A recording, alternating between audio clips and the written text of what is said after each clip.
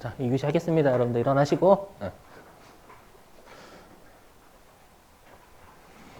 세법이 이게 불면증에 되게 좋아요. 불면증에 되게 좋습니다. 그죠? 그죠? 엄청 피곤하실 세법 하다 보면 진짜 피곤하십니다, 이게.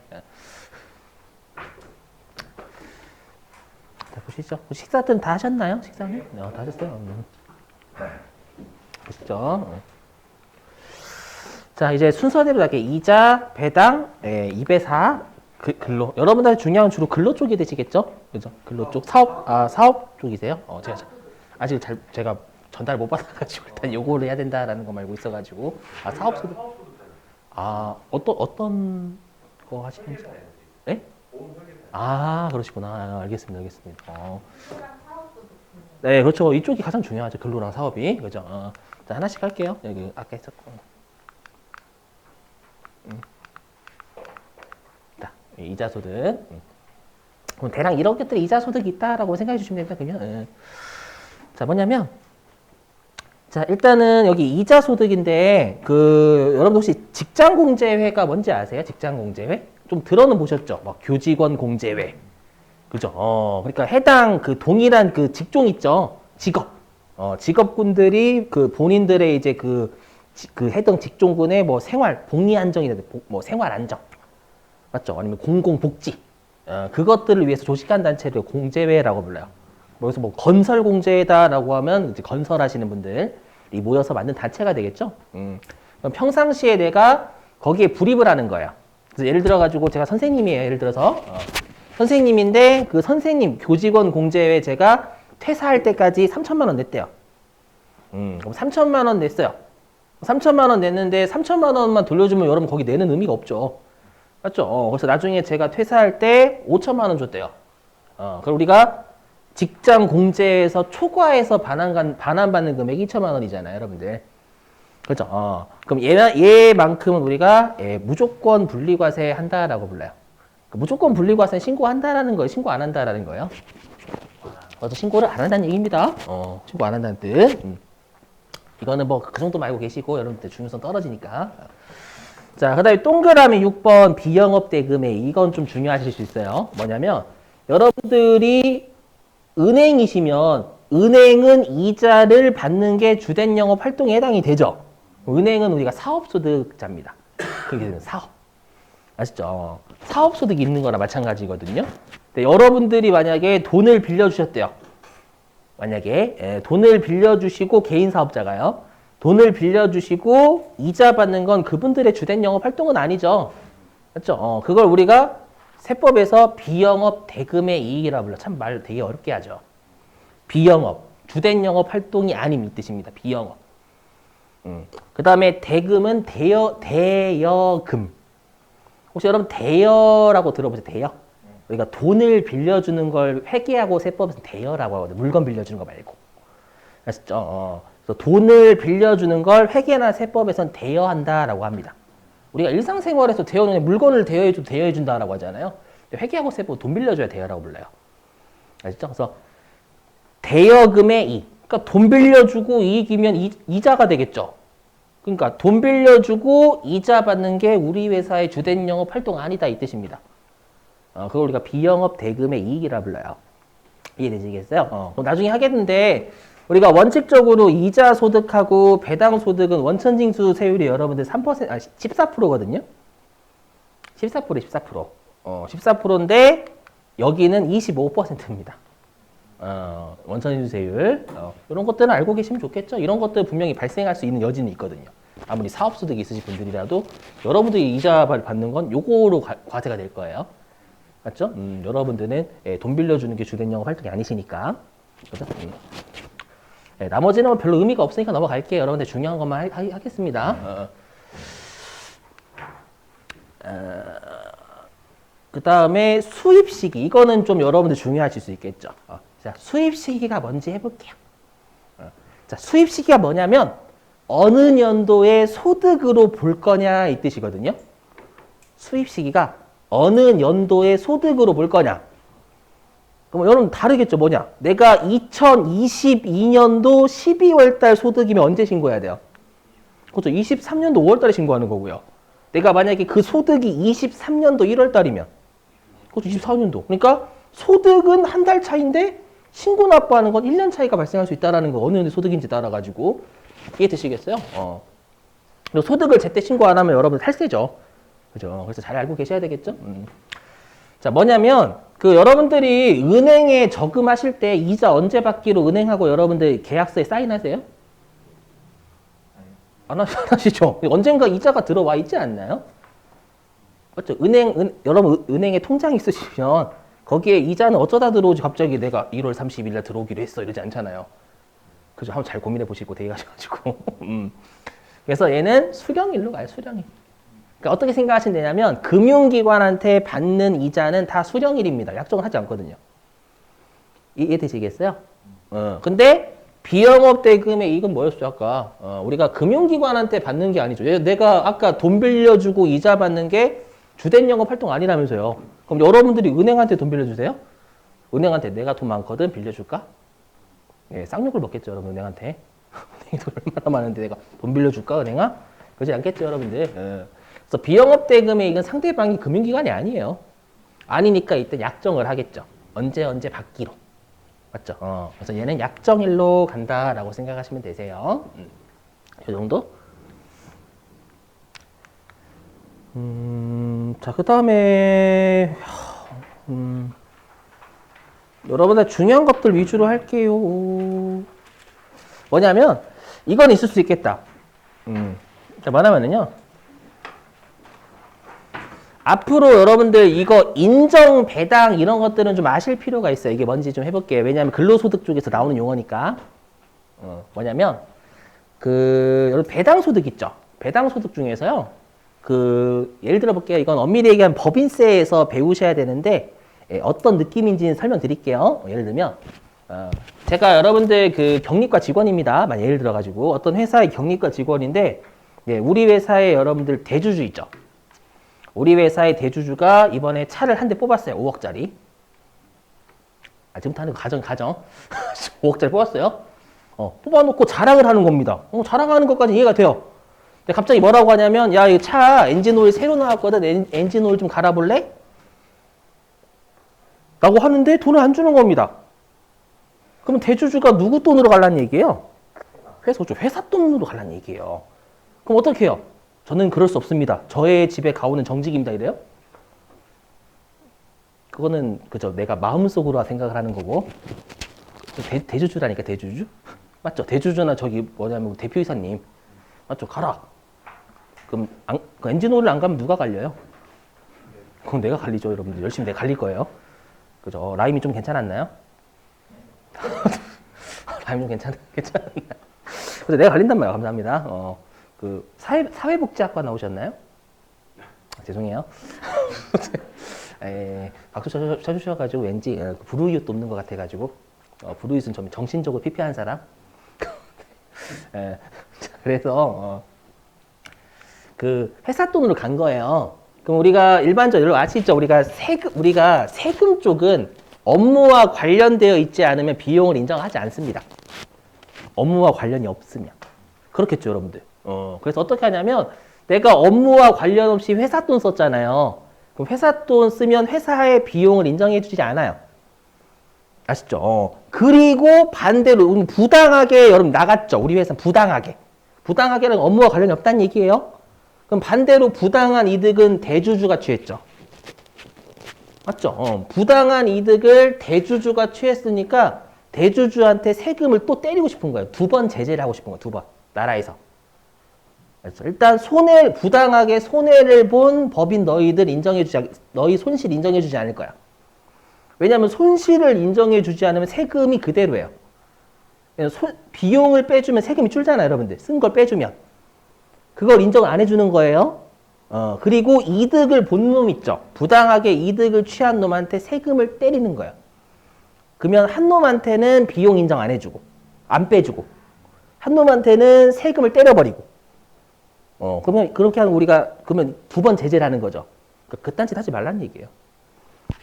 이해되셨어요? 그래서 어떻게 하냐면, 우리가 대주주한테 소득세를 때리고자 하는 거예요. 그러면 대주주는 여러분들 정상적인 소득이면 어떤 소득을 받아야 되는 거예요? 대주주면. 배당을 받아야 되는 게 맞죠. 맞죠? 그래서 이것은 배당을 받은 것처럼 우리가 보는 거예요, 나라에서. 그러니까 배당을 받은 것처럼 봐서 배당 소득세를 때리겠다라고 이렇게 해가지고 나중에 법인세에서 배당이라고 처분해요. 처분하면 그 부당한 이득을 취한 놈한테 해당 소득세를 때려주세요. 그 뜻입니다. 만약에 대표이사가 부당한 이득을 취했죠.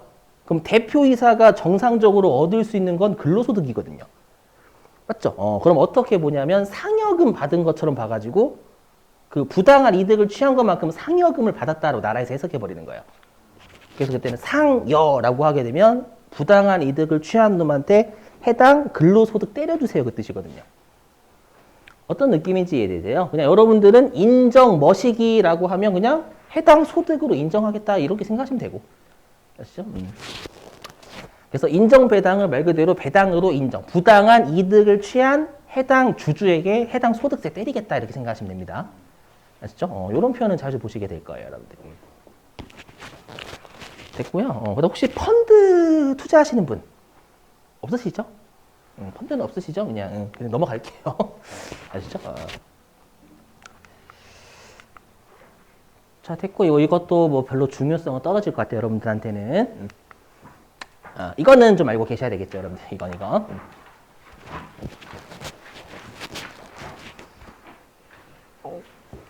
10페이지입니다.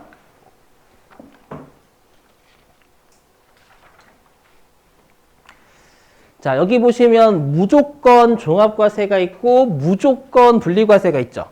그러니까 무조건 종합과세, 아까 종합과세는 반드시 신고해야 된다면서요.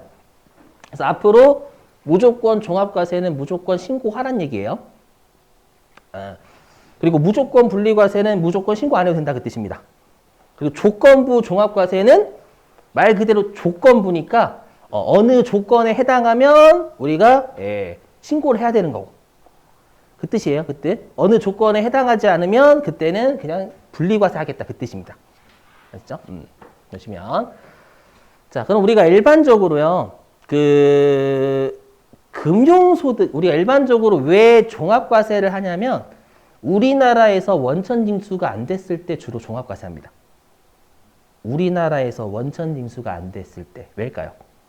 우리나라에서 원천징수가 안 되면 우리나라에서 세금을 낸 거예요? 안 낸 거예요? 저 안 낸 겁니다. 안 냈는데 신고까지 안 하면 여러분들 이거는 나라에서 용납을 못 하겠죠. 신고해서 세금 내라는 거예요. 무조건. 이해되세요? 다시 한번. 우리나라에서 원천징수가 안 되면 세금을 안 낸 거죠. 안 냈으면 신고해서 세금을 반드시 내라는 거예요. 그래서 주로 우리나라에서 원천징수 되지 않으면 무조건 종합과세입니다. 아시죠? 저기 국외에서 지급받은 이자. 그래서 외국에서 이자를 받으면 이때는 여러분들 외국에서 원천징수 된 거잖아요. 우리나라에서 원천징수 된 게 아니죠. 그죠? 그래서 우리나라에서 신고를 하고 그 신고할 때 외국에서 뜯겼던 세금 빼주는 거예요. 됐죠? 자, 그리고 우리나라에서 원천징수 되지 않은 금융소득은 말 그대로죠, 여러분들. 자, 그거고요. 출자공동사업자 배당소득은 여러분들한테 해당은 없을 것 같은데 대략 설명을 드릴게요. 이게 나중에 여러분들이 하실 수 있으니까. 이게 뭐냐면 여러분하고 저하고 사업을 같이 하는 거예요. 그럴 수 있겠죠? 그걸 우리가 공동사업자라고 할 거예요. 공동사업자. 같이 사업을 하는 자. 근데 이럴 경우가 있겠죠. 여러분들은 실제로 돈도 되시고 일도 하시는 거예요. 근데 저는 돈만 되고 일은 안 하는 겁니다. 이해되셨어요? 그러면 저를 뭐라고 하냐면 출자 공동사업자라고 불러요. 그러니까 공동사업자 중에서 돈은 됐어요. 정말 돈만 됐어요. 일은 안 하는 겁니다. 아시죠? 그걸 출자 공동사업자라고 합니다. 소득세에서는요. 그럼 여러분들은 뭐라고 부르냐? 그냥 공동사업자라고 불러요. 공동사업자는 말 그대로 일도 하는 놈. 돈도 되고 일도 하는 공동사업자. 아시죠? 그러면 여러분이 60% 가지기로 하시고 저는 40% 가지기로 했대요. 네, 공동사업에서 10억 벌었답니다. 그럼 여러분들이 6억 가져가시고 저는 4억 가져가는 거잖아요. 그럼 여러분들이 일을 하시죠. 그럼 여러분들 사업소득이에요. 하지만 저는 일을 안 하죠. 그러면 그 해당 공동사업에서 이익을 분배받는 거잖아요. 돈만 낸 거니까. 일은 안 하니까. 우리가 이익을 분배받는 게 여러분들 배당이거든요. 그렇죠. 기업의 이익을 분배받는 게 배당이잖아요. 그래서 이익을 분배받는 게 배당 성격이라서 배당 소득이 일반적으로. 아셨죠? 그래서 출자 공동사업자 배당 소득. 되셨죠, 여러분들? 네, 이 정도 느낌만 혹시라도 있을 수 있으니까.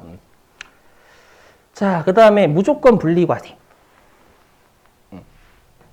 그 이자 소득하고 배당 소득은 여러분 원천징수세율이 14%가 원칙이에요. 14%.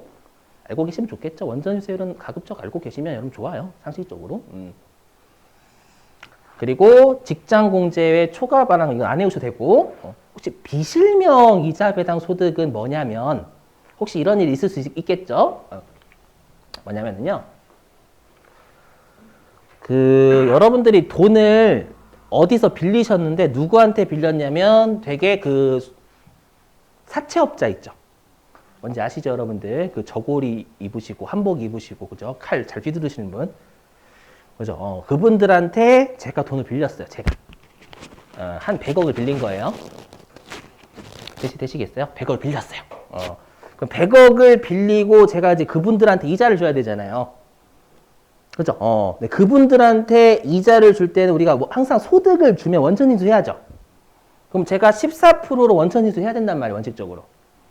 그렇죠? 그럼 원천징수 할 때는 여러분 회사에서 여러분들한테 원천징수 할 때는 여러분들 즉 소득이 있는 사람의 이름을 밝혀요. 맞죠? 회사에서 여러분들한테 월급 줄 때 원천징수 하잖아요. 그럼 나라에 우리가 그 신고할 때 그 소득자가 누군지 밝혀요, 여러분들 이름을. 당연히 밝히죠. 저도 밝히는데. 저도 프리랜서니까 사업소득자란 말이에요, 여러분들. 프리랜서니까. 밝혀요. 그러면 제가 만약에 100억 빌렸을 때 14%를 원천징수 나라에 하겠죠. 하면서 걔한테 제가 지금 내고 있어요 라고 알려줘야 되잖아요. 알려주면 어떤 일이 발생할까요? 그게 아니라 뭐냐면 걔가 좀 어떻게 벌었을까? 돈을. 사채업자가. 그것도 사람을 좀 묻었겠죠, 여러분들? 무슨 말인지 아시죠? 좀 묻고, 그 다음에 좀 물에도 빠뜨려보고, 그죠? 무슨 말이냐면, 걔가 어떻게 돈이 있어서 100억을 빌려줬는지 자금을 세무조사 나오는 거야. 그 자금이 어디에 있었는지. 그럼 주로 사람을 묻었을 거란 말이에요. 맞죠? 그러니까 되게 부정한 방법으로 소득을 취했다라는 거예요. 그렇기 때문에 이름을 밝히지 말라라고 하는 겁니다. 처음에 그러니까 저한테 100억을 빌려줄 때 나의 이름을 밝히지 마. 밝히면 죽여버린다. 아시죠? 그러니까 원천징수를 하지 말란 얘기예요, 여러분들. 아시죠? 나의 이름을 밝히지 마. 마치 이순신 장군처럼 하는 거죠, 본인이. 그럼 나는 이제 저는 벌벌 떨 거란 말이에요. 걔 이름을 못 밝히죠. 밝히면 제가 죽거든요. 맞죠? 그래서 안 밝히면 나라 입장에서는 네가 어떻게 되든 상관없다라는 거예요. 그냥 42%로 원천징수 끝내버리겠다라는 겁니다. 그래서 내가 주는 소득을 지급하는 놈의 이름을 안 밝히는 걸 비실명 이자 배당 소득이라 불러요. 아시죠? 그럼 나라에서는 아까 최고 세율이 45%라고 했죠. 그죠? 근데 누가 만들었는지 모르 42%라고 돼 있으니까 뭐 이건 단순히 남기시고 42%로 뜯고 끝내겠다라는 거 나라 입장에서는 네가 어떻게 되는지 관심 없다. 맞죠? 자, 그리고 여기 조건부 종합과세인데 여기 보시면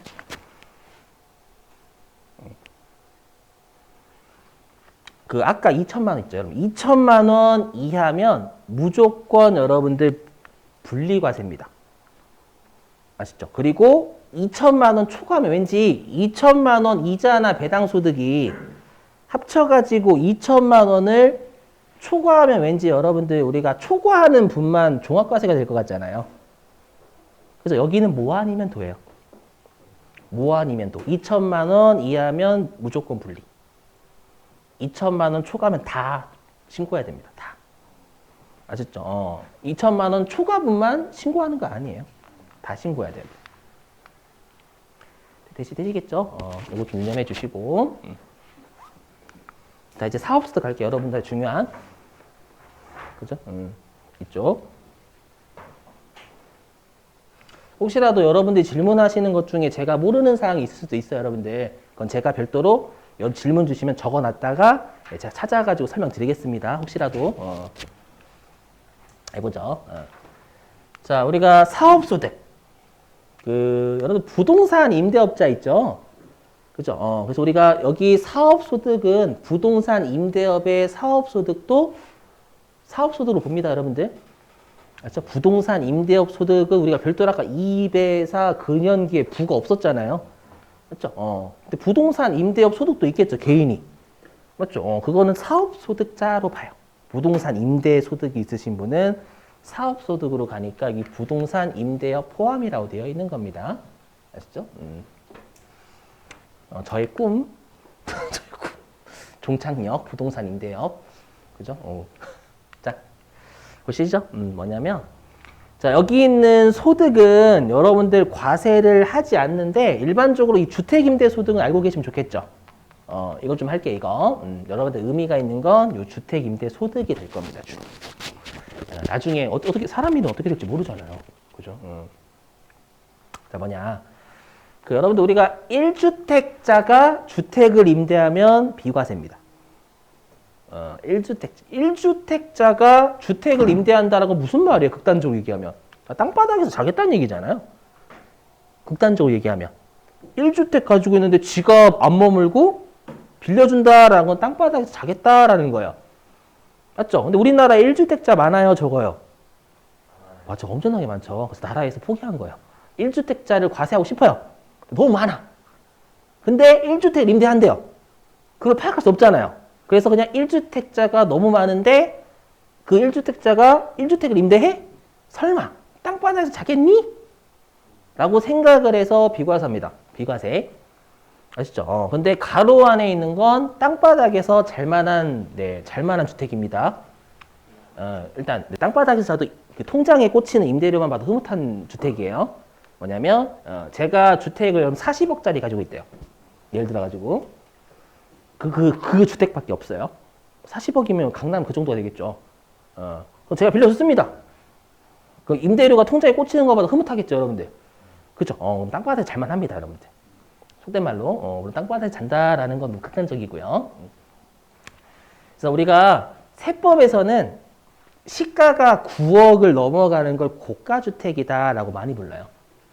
대부분 여러분들이 고가주택이라는 표현은 9억을 넘어가는 주택입니다, 일반적으로. 아셨죠? 고가주택. 그래서 이 9억은 알고 계시면 좋아요. 왜냐하면 9억 넘어가면 세금 좀 많이 내거든요. 아셨죠? 그래서 실제로 기준시가 막 9억 안 걸리려고 하는 분들 되게 많아요. 실제로 이거 안 걸리려고. 그래서 기준시가가 9억을 초과하는 고가주택은 1주택을 빌려주더라도 과세 때려버려요. 아시죠? 너는 용서하지 못하겠다라는 거예요. 아시죠? 그거고 그 다음에 이런 일은 없겠죠. 외국에 있는 주택을 빌려주면 그건 과세 때려버립니다, 여러분들. 우리나라 주택이 아니니까 참고하시고. 그 다음에 혹시 여러분 간주임대료는 처음 들어보시죠? 이것도 좀 중요하니까 설명 좀 할게요. 간주임대료가 뭐냐면 나중에 여러분들 이거 하실 수 있으니까 여러분들 월세로 임대하시는 분 있죠? 월세로 임대하시는 분의 주된 매출은 뭐예요? 월세로 임대하시는 분의 주된 매출. 임대료죠, 임대료. 맞죠? 그건 임대료는 상상 속의 임대료예요? 실제 임대료예요? 실제 임대료죠, 여러분들.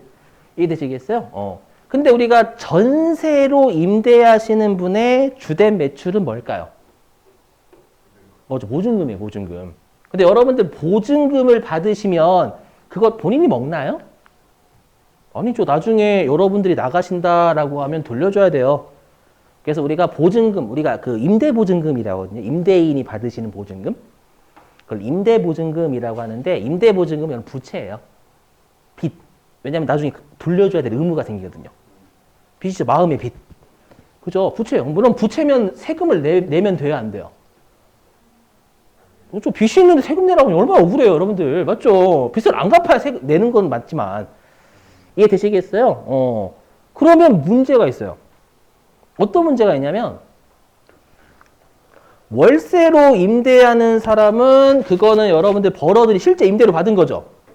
그거는 실제 벌어들인 거 맞거든요. 부채도 아닙니다. 부채야. 맞죠? 임대료 받으면 흐뭇하죠, 그냥. 그거는 여러분들 우리가 세금을 내야 돼요. 근데 전세 사업자가 받은 보증금은 그건 벌어들인 게 아니라 빚입니다. 그럼 세금을 안 낸다로 가정해 볼게요. 그럼 임대하는 형태만 다른 거잖아요. 전세로 임대하냐, 월세로 임대하냐 형태만 다른데 월세는 세금을 때려버리고 전세는 세금을 때리지 않으면 다 전세로 임대하려고 할 거예요. 이해되시겠죠? 그래서 정부 입장은 뭐냐면 미안하다 전세야. 월세와의 형평성, 평등을 맞춰야 되겠다. 라고 해서 네가는 전세 사업자예요. 전세 사업자 네가 임대보증금 받는 거 있죠. 그걸 은행의 정기예금 통장에 넣었을 때 가정을 해버리는 거예요. 실제로 임대보증금 받은 걸 예금 통장에 넣었을지 안 넣을지 몰라요. 근데 형평을 맞춰야 되고 무조건 넣었다고 생각하는 나라에서. 넣었을 때 이자가 발생하겠죠. 그 이자만큼을 임대료로 보겠다라는 거예요. 그래야 형평이 맞지 않겠니? 아셨죠? 그래서 우리가 법에서는요, 간주라는 말은 실제로는 뒤에 있는 놈이 아니다 그 뜻이에요. 법에서 간주 있죠. 앞으로 법에서 간주는 실제로는 그건 아닌데 법에서 무조건 그것으로 보는 걸 간주라 불러요. 그러면 지금 했던 게 전세 사업자의 이자 수익이 간주 임대료거든요. 그럼 실제로 그건 여러분 임대료 받은 거 아니잖아요. 하지만 임대료처럼 간주를 하는 거죠. 이해되시겠어요? 이게 간주 임대료예요, 간주 임대료. 되시겠죠? 그래서 우리가 만약에 월세 사업자도 보증금 받으시잖아요. 그분들은 세 가지를 내는 거예요. 간주 임대료, 임대료 관리비, 세금 세 가지. 이해되시겠죠? 무슨 말인지? 월세는 그냥 월세만 받으시는 분도 있지만 보증금도 같이 받는 분도 계시잖아요. 이해되시겠어요? 자, 그랬을 때 우리가 소득세는 일단 간주임대료는 다행히 3주택 이상만 간주임대를 때려요. 3주택 이상. 그리고 받은 보증금이 3억을 넘어가는 것에 대해서만 때립니다. 알죠? 그래서 내가 전세 사업자인데 2주택 이상, 2주택이다 괜찮습니다. 아시죠? 그러니까 엔드예요. 알죠? 둘 다 만족해야 간주 임대료를 과세를 하는 거예요. 알고 계시면 좋겠죠. 주위 사람이나 있으시면 나중에 어떻게 되실지도 모르는 거니까. 그죠? 뭐 여기는 여러분들이 뭐 보실 전통주 이런 것들 여러분 잘 관련이 없어요. 그죠? 물론 아시면 좋겠지만 이걸 어떻게 합니까, 여러분? 다 우리가 일상생활하고 좀 무관하죠, 우리하고는. 그죠? 혹시 그 농업 하시는 분들 계시나요? 부모님이나 이런 분들이? 없으시죠? 넘어가기. 어업이요? 어업은 저 잘 모르겠는데 어업은 아마 5천만 원까지일 건데 아무튼. 글쎄요, 그거까지는 잘 모르겠어요. 어업은. 어업 하세요? 오케이 알겠습니다. 일단 넘어갈게요, 여러분들. 이쪽은 예. 했고요. 그다음에 세무 조정인데요.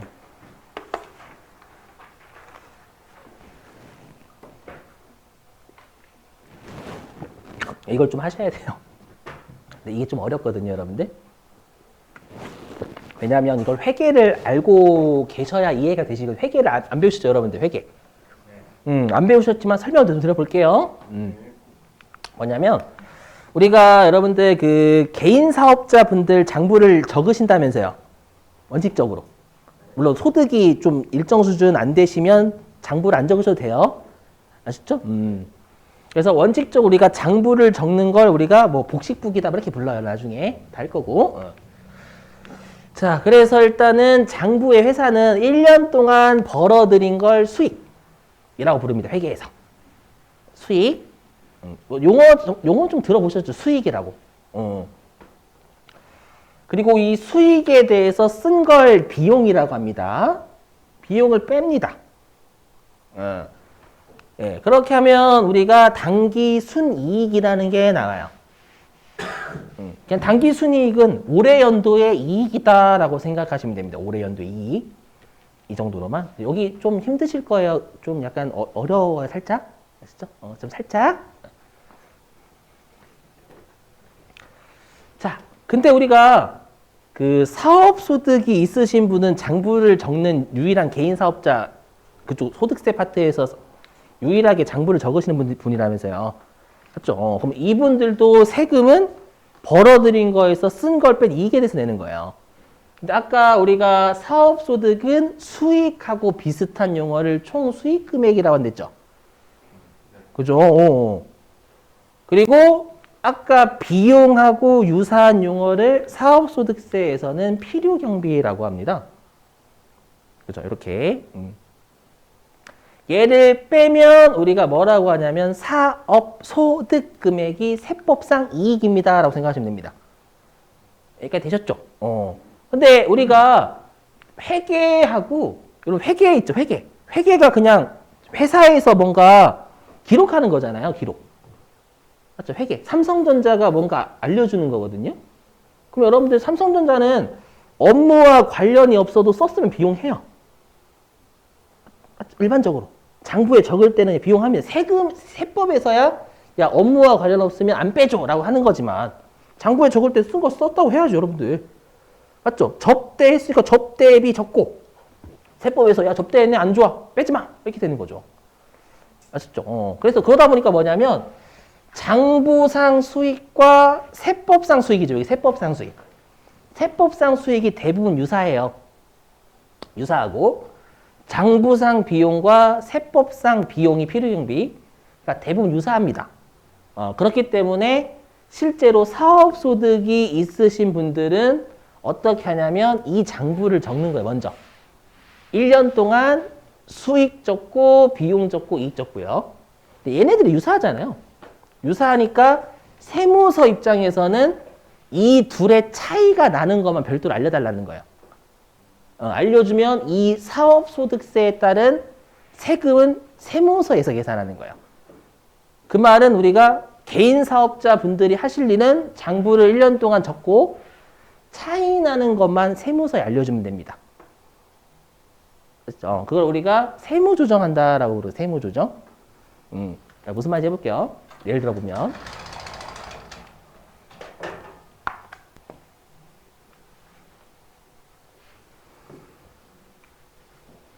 고통스러우시죠? 머리 아프시죠? 네, 이쪽 파트가 원래 그래요. 여러분들 소득세 파트가. 제가 소득세 할 때 제일 저도 괴로워요.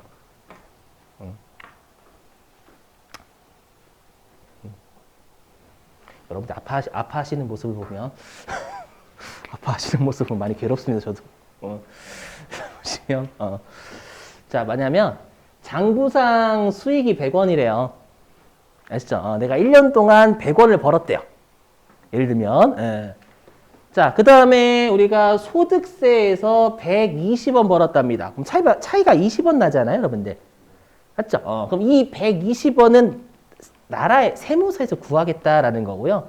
이 둘의 차이가 나는 것만 알려주라는 겁니다. 나라에.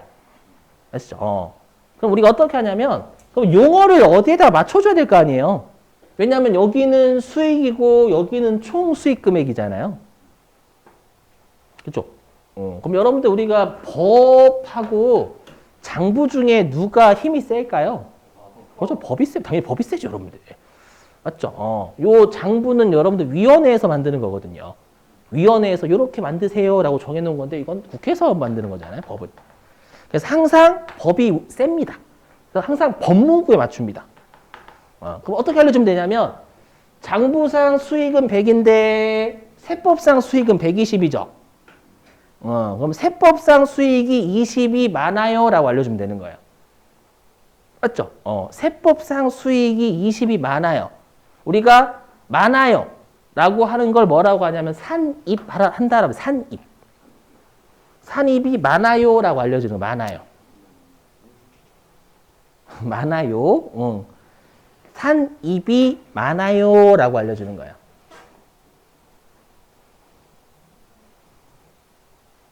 되셨죠? 많아요 라고 알려주는 거고. 그리고 세법상 용어가 우선이에요. 수익이 이건 장부고. 세법은 총수익 금액. 그래서 세법상 수익인 총수익 금액에 더해야 돼요. 또는 많아요라고 알려주는 거야. 많아요 또는 더해야 돼요. 더해야 돼요. 산입이 더해야 돼요. 또는 많아요라고 알려주는 거야.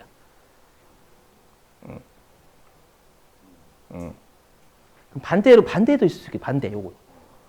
자 보시면 반대. 자 이번에 장부상 세법상 수익은 80이래요.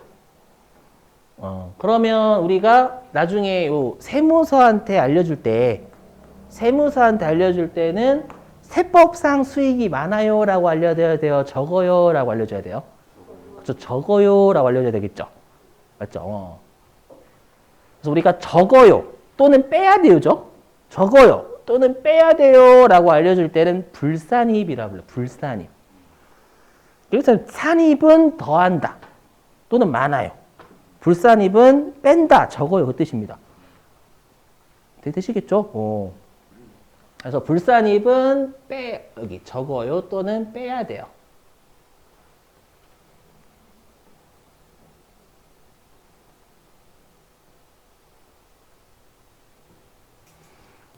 이 뜻입니다. 그리고 세법상 용어가 우선이니까 총 수익 금액, 세법상 수익에서 빼야 돼요 라고 해주는 거예요. 그럼 회사는 이 수익이 100이라는 거 제출하고, 요거 제출합니다. 제출하고 여기에 총 수익 금액 불산입 20원 이렇게 하면 세법상 수익이 20원이 적습니다. 라고 알려주면 세무공무원이 그래 세법상 수익은 80원이군. 이렇게 판단한다라는 거예요. 무슨 말인지 이해되시겠어요? 마찬가지로 비용 똑같이 하시면 돼요. 자, 세법상 비용 60. 예를 들어가지고, 죄송해요. 장부상 비용 쓴 거 60. 세법상 비용 80. 그럼 이건 산입하라고 해요? 불산입한다라고 할까요? 산입이죠. 많아요. 더 해야 돼요라고 하니까. 맞죠? 그럼 어떤 산입이라고 할까요, 여러분들? 그거 잘하시네. 필요경비 산입이라고 했죠. 세법상 용어가 필요경비니까. 얘가 짱이란 말이야. 맞죠? 얘는 비용은 얘는 위원회에서 만드는 거. 맞죠? 그래서 이때는 우리가 필요경비 산입한다라고 불러요. 그러니까 산입이니까 이거 더한다 많아요. 또는 더해야 돼요.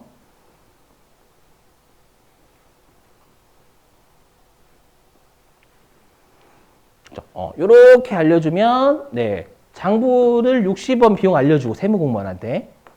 그죠? 그리고 세법상 비용이 많아요, 20.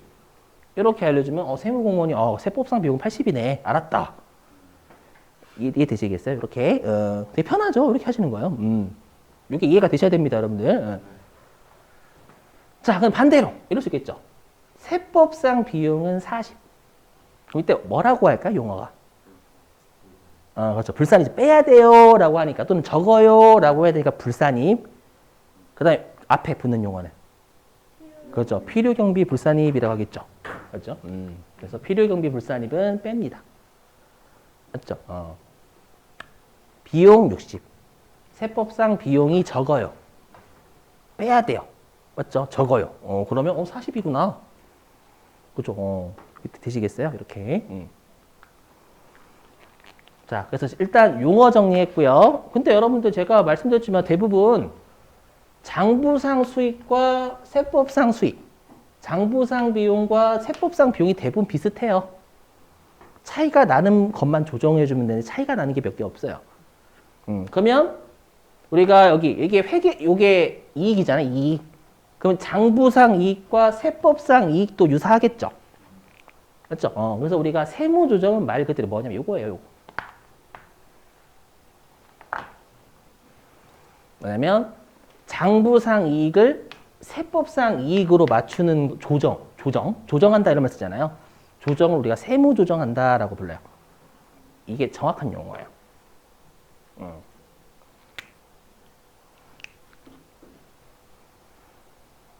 여기 보실게요, 그러면. 다음 예를 들면, 자, 장부상 이익은 100원. 장부상 이익은 100원. 그다음에 이게 세법상 이익이죠? 세법상 이익이 120원이래요. 그러면 세무공무원한테 세법상 이익이 많아요라고 알려주면 되잖아요. 맞죠? 많아요라고 알려주면 되잖아요. 그럼 우리가 이렇게 벌어들인 거 수익 있죠? 벌어들인 수익에서 쓴 거 비용을 빼면 이익이 늘어나거든요.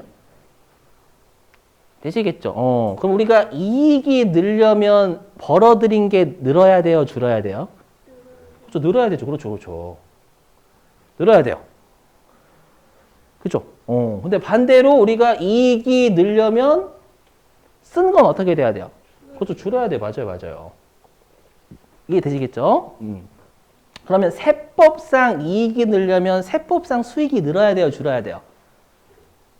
세법상 이익이 늘려면 세법상 수익이 늘어야 될 거 아니에요? 맞죠? 그래서 세법상 수익이 늘어야 이익이 느는 거죠. 이해되세요? 그럼 반대로 세법상 비용이 어떻게 돼야 이익이 늘어요? 줄어야, 그렇죠. 줄어야. 맞죠. 또는, 그렇죠. T는 세법이에요. 세법상 비용이 줄어야 세법상 이익은 늘어요. 되시겠죠? 그럼 이걸 뭐라고 한다고요? 세법상 수익을 늘린다. 일단 늘린다니까 뭐예요? 그렇죠. 산입. 늘린다가 산입. 맞죠? 산입. 그 다음에 세법상 수익을 뭐라고 한다고요? 그렇죠. 총수익. 그거 잘하시네요. 총수익 금액. 그렇죠. 그래서 총수익 금액 산입.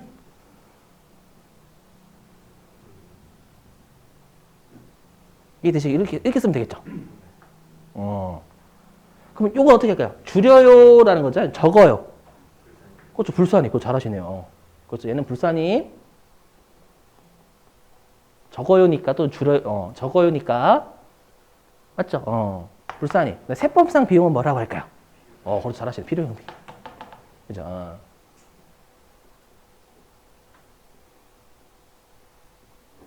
되셨죠? 이렇게. 그래서 뭐라고 하냐면 여기 총 수익 금액 산입 또는 필요 경비 불산입. 얘네들은 세법상 이익을 지금 늘리는 조정이잖아요. 그래서 얘를 가산 조정이래. 가산하는 세무조정. 세법상 이익을 늘리는 세무조정. 좀 약간 이해되시겠어요? 이렇게 좀 갑자기 이제 혼돈스러우시죠? 갑자기. 자, 그럼 반대도 있겠죠. 반대로 이럴 수 있겠죠. 장부는 이익이 100이에요. 근데 세법상 이익은 80원이다. 80원입니다. 이럴 수도 있겠죠. 그럼 세법상 이익이 적어요? 많아요? 적죠. 세법상 이익이 적어요. 그러면 세법상 이익이 적어지려면 세법상 수익이 어떻게 돼야 돼요? 그렇죠. 줄어야 되겠죠, 여러분들. 잘하시네요. 또는 세법상 비용은 어떻게 돼야 돼요? 그래서 늘어야 되겠죠. 비용, 쓴 게 늘어야 이익은 줄어들죠.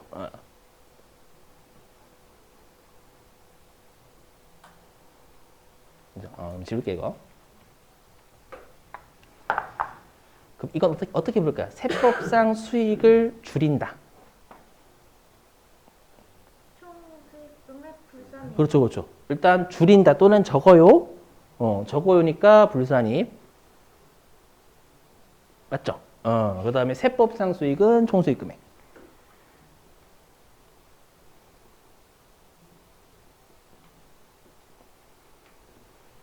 됐을까요? 그 다음에 그 세법상 비용이 많은 거잖아요. 우리가 많다가 뭐죠? 사장님 그렇죠. 잘하시네요. 세법상 비용은 뭐죠? 필요경비 잘하시네. 그렇죠. 그럼 얘네들은 세법상 이익을 줄이는 조정이라서 차감 조정이다라고. 차감 조정. 차감하는 세무 조정.